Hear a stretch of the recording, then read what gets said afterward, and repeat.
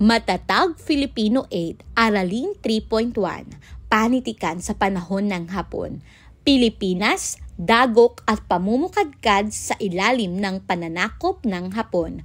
Isinulat ni Alan A. Ortiz.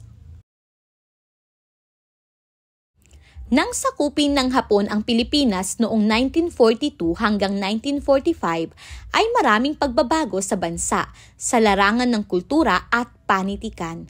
Nagsimula ito nang nilusob ng Imperyong Hapon ang Pilipinas na tinatabanan o nasa ilalim ng kapangyarihan ng Estados Unidos. Noong Disyembre 8, 1941, binomba ng hukbo ng mga sundalong Hapon ang Pilipinas. Isang araw pagkaraang bombahin nila ang Pearl Harbor, Hawaii at Estados Unidos. Pagkatapos ng ilang linggo, umatras sina General Douglas MacArthur at ang pamahalaan ni Manuel L. Quezon. Pinasok ng militar ng Hapon ang Maynila noong Enero 2, 1942. Sumuko ang Bataan sa puwersa ng mga Hapones noong Abril 9, 1942. Ang mga bilanggo ng digmaan ay pinaglakad ng mga Hapones, ang tinatawag na Marcha ng Kamatayan, papunta sa isang kampo ng konsentrasyon sa Capas, Tarlac.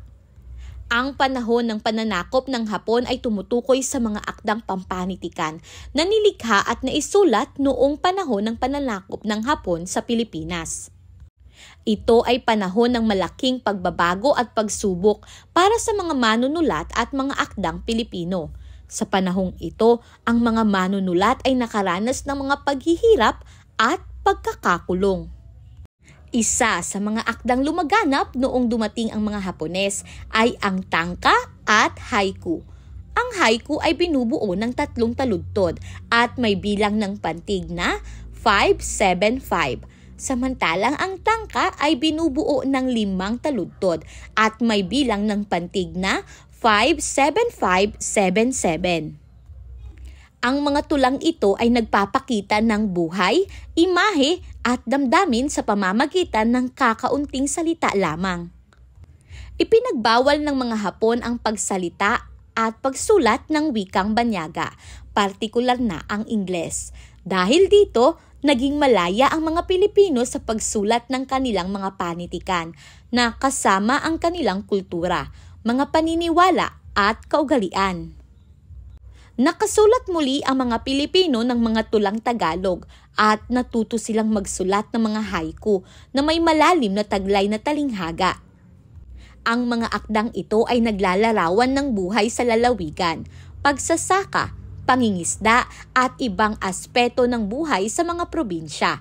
Ipinakita ng mga manunulat ang mga karanasan, tradisyon at kultura ng mga tao sa mga malalayong lugar. Pagkatapos ng pagbagsak ng Bataan, umatras si MacArthur patungong Australia. Pinalitan siya sa korehidor ni General Jonathan upang ipagpatuloy ang pakikipaglaban hanggang sa mapilitang sumuko ang mga Pilipino at Amerikano pagkalipas ng 27 mga araw. Nagtagal ng 3 mga taon ang pananakop o okupasyon ng mga Hapones sa Pilipinas. Itinayo ng mga Hapones ang isang pamahalaang tau-tauhan lamang nila at ang nagsisilbing pangulo ay si Jose P. Laurel. Noong Oktubre 1944, nagsimula ang digmaan ng pagpapalaya sa Pilipinas mula sa mga Hapones nang lumapag ang mga puwersa ni Douglas MacArthur sa Leyte. Naproklama bilang bagong Pangulo ng Pilipinas si Sergio Osmeña nang mamatay si Manuel Quezon.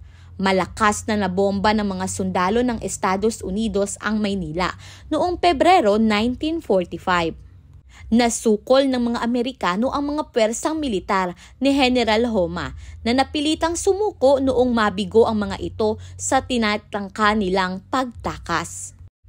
May mga magagandang idinulot ang pananakop ng Hapon sa bansa. Nagkaroon ng diversidad pagdating sa paniniwala dahil sa pagpapalawig ng kulturang Pilipino.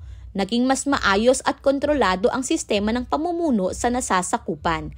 Nabigyan muli ng sigla ang wikang pambansa at natuto ang mga Pilipinong magsulat ng mga haiku. Samantala, hindi mawawala ang masamang epekto ng pananakop ng Hapon sa Pilipinas. Nabago ang Kristyanismo, ang mga tradisyon at paniniwalang mga Pilipino. Hindi lahat ng Pilipino ay nabigyan ng pagkakataong makapag-aral. Nananatiling mga alipin ang ilan sa kanila. Nawalan ng kalayaan ang mga Pilipino na totoong pamahalaan ang sariling bansa. Sa kabuuan, ang panahon ng pananakop ng Hapon ay nagdulot ng mga pagbabago at pag-usbong sa larangan ng panitikan, kultura at lipunan sa Pilipinas. Ito ay isang yugto na nagbigay daan sa pag-angat at pagkakakilanlan ng mga Pilipino bilang isang malayang bansa.